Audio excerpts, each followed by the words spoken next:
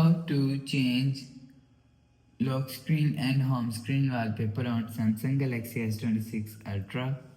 Let's start the video. First of all, go to App Library. Here click on Settings app. Now in Setting, scroll down and click on Wallpaper and Style.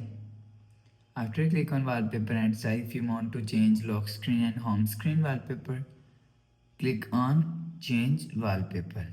After click on Change Wallpaper and select Wallpaper from here. After select Wallpaper, click on Next and click on Done. You will see lock screen and home screen wallpaper is changed. After the process, go back to home screen. So that's how you can change lock screen and home screen wallpaper on Samsung Galaxy S26 Ultra. If you like the video, please subscribe. Thanks for watching.